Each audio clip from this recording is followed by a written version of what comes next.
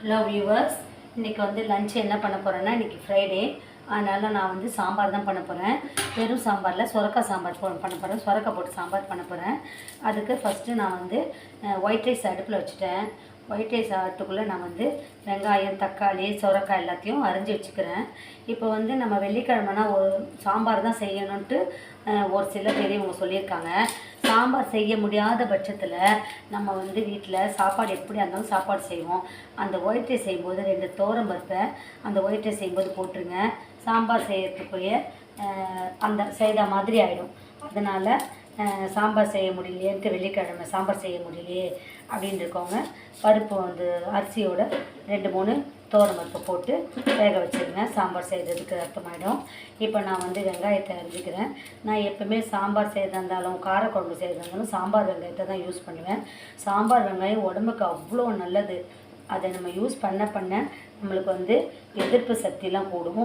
அதனால் சாம்பார் வெங்காயம் தோல் உரிக்கிறதுக்கு ரொம்ப கஷ்டப்படணும். ஐயோ தோல் உரிக்கணுமே, சாம்பார் வெங்காயம் அரியறதுக்கு ரொம்ப கஷ்டப்படாமல் சோம்பேறித்தனம் பார்க்காம சாம்பார் வெங்காயத்தை யூஸ் பண்ணுவேன். எவ்வளோக்கு எவ்வளோ யூஸ் பண்ணுறீங்களோ அவ்வளோக்கு எவ்வளோ அது வந்து ஒரு எதிர்ப்பு சக்தியெல்லாம் நமக்கு தரும். அதனால் சாம்பார் வெங்காயத்தை யூஸ் பண்ணலாம். நான் அதை அரிஞ்சு வச்சுக்கிறேன். அடுத்தது தக்காளி, சொரக்காயும் சாம்பார் வெங்காயம், அடுத்தது சொரக்காய். இந்த சொரக்காய் நான் பீலர் வச்சு கட் பண்ணிக்கிறேன்.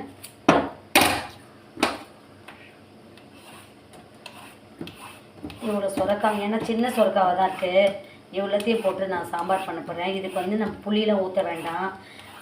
தக்காளி போடுறதுனால நான் புளி போட மாட்டேன். வெறும் சொரக்காய் மட்டுமே பருப்பில் போட்டு வேக வச்சு தக்காளி, சாம்பார் வெங்காயம், பச்சை மிளகா, அந்த பூண்டு, பெருங்காயத்தூள், சீரகம் எல்லாம் போட்டு தான் நான் வந்து சாம்பார் வெங்காயம் இதெல்லாம் சொரக்காய் குழம்பு பண்ண போகிறேன். அதனால் இதை அரிஞ்சு வச்சுக்கிட்டேன். இதை வந்து சின்னதாக கட் பண்ணிடலாம். நான் வந்து இதை உள்ளே இருக்கிறதெல்லாம் கூட அப்படியே போட்டுடலாம், நல்லது தான் உடம்புக்கு. நான் வந்து இந்த மாதிரி நான் கட் பண்ணிக்கிறேன். தக்காளி எல்லாத்தையும் கட் பண்ணி நான் ரெடி பண்ணி வச்சுக்கிறேன். உடனடியாக ஆகிடும். நான் வந்து இந்த சாப்பாடு செய்த குக்கர்லேயே தான் சொரக்காய் சாம்பார் பண்ண போகிறேன். அதனால் சாப்பாடு வெந்த உடனே வேறு பாத்திரத்தில் கொட்டிட்டு அந்த குக்கர்லேயே நான் வந்து சாம்பார் செய்ய போகிறேன். அடுத்தது அதுக்கு வந்து காலிஃப்ளவர் வந்து நான் வறுக்க போகிறேன். சாம்பாருக்கு வந்து காலிஃப்ளவர் வறுத்தா நல்லாயிருக்கும். நாங்கள் ராமேஸ்வரம்லாம் போயிட்டு வந்தோம். அந்த கடல்லெல்லாம் குளிச்சுட்டு வந்தது த்ரோட் இன்ஃபெக்ஷன் ஆகிட்டு தொண்டை கட்டின மாதிரி இருக்குது. அதனால் எனக்கு வந்து பேசுறது வந்து ஒரு மாதிரி இருக்குது. சளி பிடிச்சனால பேச முடியல. ஆனாலும் இந்த வீடியோ போடணும், இந்த சமையல் எல்லாருக்கும் தெரியணுன்றதுக்காக நான் வீடியோ போட்டுட்ருக்கேன். சொரக்காய் சாம்பார் ரொம்ப டேஸ்ட்டாக இருக்கும். இந்த மெத்தடில் நான் இப்போ செய்கிற மெத்தடில் செய்து சாப்பிட்டு பாருங்கள், ரொம்ப டேஸ்ட்டாக இருக்கும். இப்போ நான் கட் பண்ணி வச்சுருந்தேன். இந்த காய்கறிலாம் நம்ம ஒரு பாத்திரத்தில் போட்டு ஊற வச்சுக்கிடணும். ஊற வச்சுட்டு அதுக்கப்புறம் அரிசி கழுவுன தண்ணியில் இந்த காய்கறி, இந்த வேஸ்ட்டு காய்கறி பொருளெல்லாம் நம்ம தோலெல்லாம் ஊற வச்சுட்டு அந்த தண்ணியை நம்ம செடிங்களுக்கு ஊற்றினா செடிங்க நல்லா பூக்கும்னு சொல்லுவாங்க. செடிங்க நல்லா காய்க்கும், பூக்கும். இதெல்லாம் உரமாகும்.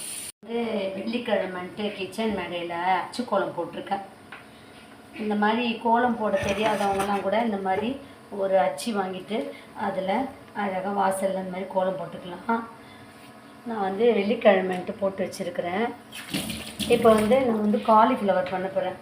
காலிஃப்ளவரை வந்து நான் வந்து உப்பும் மஞ்சத்தூளும் போட்ட தண்ணியில் ஊற வச்சுக்க போகிறேன். அப்போ தான் அதில் இருக்க பூச்செல்லாம் போகும். இதில் வந்து நான் இந்த மாதிரி இப்படி கட் பண்ணி எடுத்துக்கிறேன். நல்லா பெரிய பாத்திரத்தில் போட்டால் தான் நல்லா ஊறும். இது வந்து ஃப்ரை பண்ணால் அவ்வளோ டேஸ்ட்டாக இருக்கும்.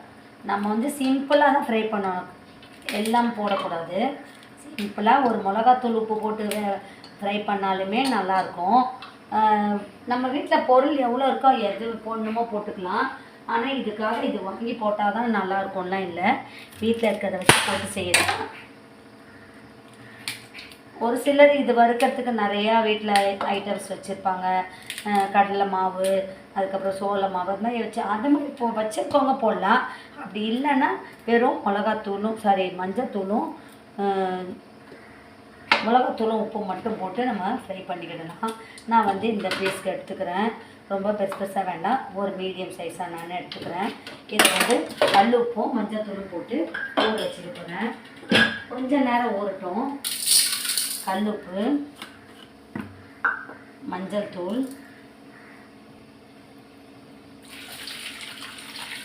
பாருங்க நல்லா ஊறட்டும். ஒரு 10 நிமிஷம் ஊறிச்சுன்னா அதில் இருக்க பூச்சியெல்லாம் அப்படியே மிதந்து வந்துடும். நம்ம அந்த பூச்சியோடய சாப்பிடக்கூடாது. அதனால் இதெல்லாம் மிதந்து ஒரு சிலர் சுடு தண்ணி வச்சு அது மேலே இதை அப்படியே காட்டுவாங்க. இந்த காலிஃப்ளவர் முழுசாக பூவோடையே காட்டுவாங்க. அந்த பூச்சியெல்லாம் விழுந்துடும் சொல்லுவாங்க.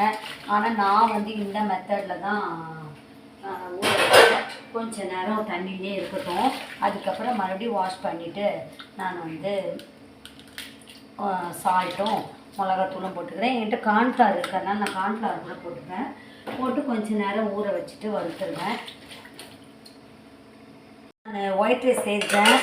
இதை வந்து இந்த குக்கரில் கிண்டி எடுத்து வேறு பாத்திரத்தில் எடுத்து வச்சுக்கிட்டேன். அப்போ தான் கொஞ்சம் உதிரியாக இருக்கும். நல்லா சுட சுட ஒயிட் ரைஸ் பண்ணிட்டேன். இது அப்படியே எப்போவுமே நம்ம வந்து சாப்பாடு செய்தாலும் உடனே மூடி வைக்கணும். என்ன தட்டு இருக்கோ அந்த தட்டை வச்சு மூடி வச்சிடணும். அடுத்தது நான் இந்த குக்கரில் துவரம்பருப்பு எடுத்துக்கிறேன். இப்போ துவரம்பருப்பு இதில் குக்கரில் போட்டுக்கிட்டேன். எங்கள் வீட்டுக்கு தேவையான அளவு எங்களுக்கு தேவையான அளவு நான் போட்டுக்கிட்டேன். அப்புறமா இதில் நான் கட் பண்ணி கழுவி வச்சுருந்த சுரைக்காயும் போட்டுக்கிறேன். அடுத்தது வந்து சாம்பார் வெங்காயம் போட்டுக்கிறேன். தக்காளி 2 போட்டுக்கிறேன். பச்சை மிளகாய் 2 போட்டுக்கிறேன்.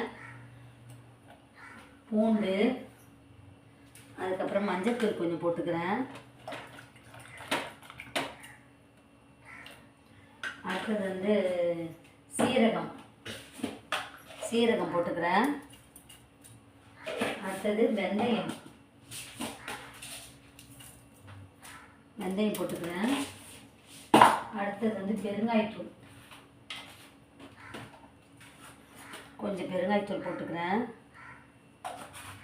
இது போட்டு குக்கரை மூடி வச்சுட்டு ஸ்டவ் ஆன் பண்ணிடலாம். வேகட்டும்.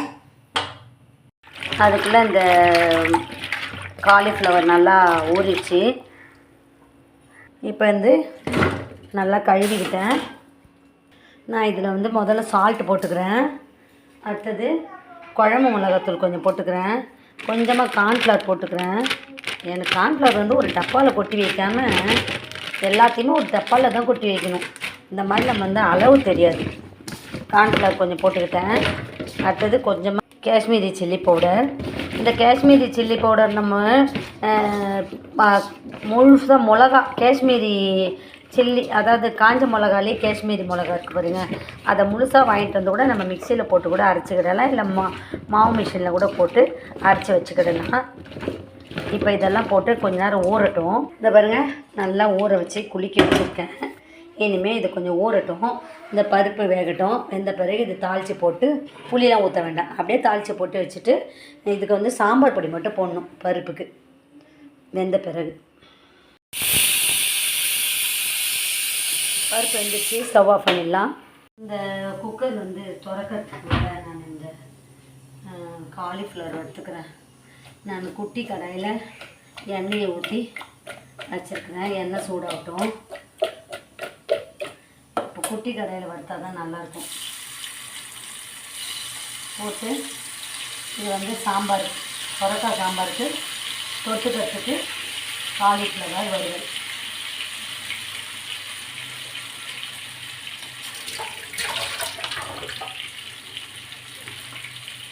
நான் எப்பவுமே இந்த மாதிரி வறுக்கிறதுக்கு நம்ம கம்பி கொஞ்சம் எடுத்துப்பேன். ஈஸியாக இருக்கும் விரட்டி போடுறதுக்கெலாம். இந்த மாதிரி திருப்பி போடுறதுக்கு ஈஸியாக இருக்கும். இந்த மாதிரி கடாய்கள்லாம் இன்னும் கொஞ்சம் வெயிட்டு கடாயாக இருக்கணும். அடுப்பில் நிற்கவே மாட்டேங்குது. இது நல்லா எண்ணெயிலே வறுத்துட்டு எடுத்து வச்சிடலாம். இப்போ பருப்புலாம் வெந்துருச்சு, ஓரமாக வச்சுக்கிறேன். அடுத்தது வந்து வெங்காயமும் கட் பண்ணிக்கிட்டேன். எல்லாம் ரெடியாக இருக்குது. இனிமேல் வந்து இந்த காலிஃப்ளவரை வறுத்துட்டேன்னா சாம்பார் தாளிச்சிருந்து தான் இன்றைக்கி லஞ்சு செய்து முடிச்சாச்சு. நான் இனிமேல் பொங்கல் கிளீனிங் பண்ணுறதுக்கு இப்போ செய்ய போகிறேன். இந்த சமையல் முடிச்சுட்டு ஒரு காஃபி போட்டு குடிச்சிடுவேன். ஏன்னா காஃபி போட்டு குடிச்சிட்டு தான் சமையல் அந்த கிச்சன் அந்த பொங்கல் க்ளீனிங் பண்ண போகிறேன். அதுக்காக இப்போ வந்து நான் காலிஃப்ளவரை வறுத்துட்டேன். சுவையான காலிஃப்ளவர் வறுத்தாச்சு. அடுத்தது வந்து இன்னும் கொஞ்சம் போட்டு எடுக்கணும். அடுத்தது இந்த கரண்டியை வச்சு கொஞ்சம் மறுபடியும் குலுக்கிட்டு தான் போடணும்.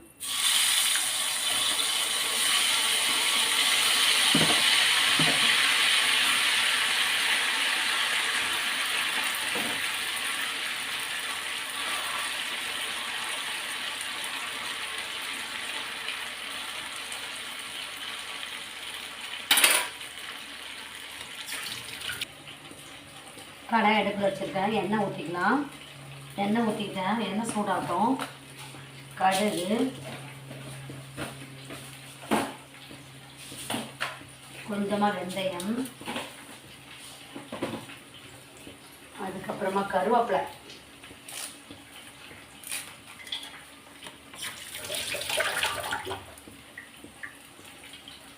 கடுகு பொடியில் இன்னும் அதுக்குள்ளே இந்த இது கிளறி விட்டுருவோம். காலிஃப்ளவரும் ஆயிடுச்சு, சாம்பாரும் ஆயிடுச்சு, ஒயிட் ரைஸும் ஆயிடுச்சு. எனக்கு வந்து பிடிச்சது வந்து காஃபி தான். அதனால் நான் வந்து கொஞ்சம் இது முடிச்சோன்னே காஃபி குடிக்கணும்னு பார்க்குறேன். கடுகு பொடிஞ்சிச்சு. வெங்காயமும் கருவேப்பிலையும் போட்டுக்கிறேன். வெங்காயம் கருவேப்பிலை போட்டேன்.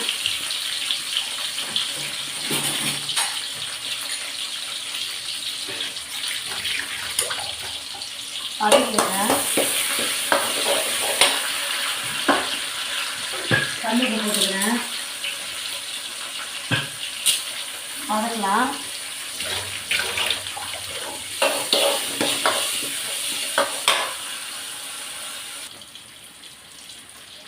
ஒரு காலிஃப்ளவர் சாப்பிட்டு காஃபி குடிச்சா அவ்வளோ நல்லாயிருக்கும்.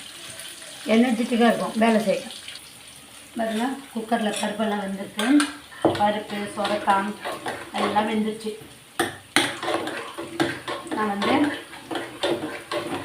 இந்த தாளிச்சதை இந்த குக்கரில் கொட்டிடுறேன். இப்போ தாளிச்சதை இதில் போட்டுக்கிட்டேன்.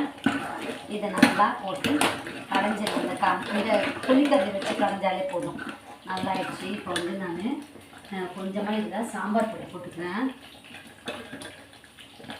சாம்பார் பொடி, கொஞ்சமாக குழம்பு மிளகாய் போட்டுக்கிறேன். கொஞ்சமாக தண்ணி விட்டுக்கலாம். இந்த குக்கர் மூடியில் இருக்க பருப்பெல்லாம் கழுவி இந்த தண்ணி விட்டுக்கலாம். சுவையான சொரக்காய் சாம்பார் தயாராகிடுச்சு. இதை நம்ம அப்படியே போட்டு பண்ணி சாப்பிடுறது. நான் கொஞ்சமாக கொத்தமல்லி தழை போட்டுக்கிறேன்.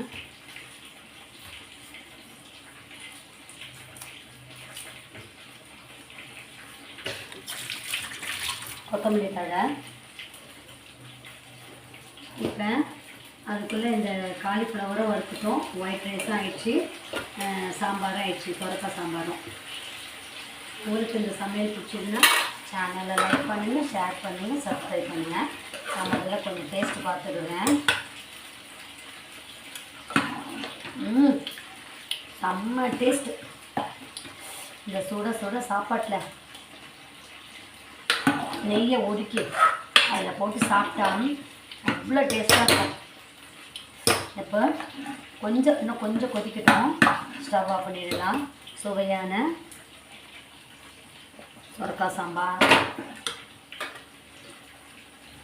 காலிஃப்ளவர் வறுவல், ஒயிட் ரைஸ் எல்லாம் ஆயிடுச்சு. உங்களுக்கு இந்த சேனல் பிடிச்சா, இந்த சமையல் பிடிச்சா லைக் பண்ணுங்கள், ஷேர் பண்ணுங்கள், சப்ஸ்கிரைப் பண்ணுங்கள். நீங்களும் இந்த மாதிரி செய்து சாப்பிட்டு பாருங்கள். எப்படி ருசியாக இருக்குன்றதை எனக்கு கமெண்ட் பண்ணுங்கள்.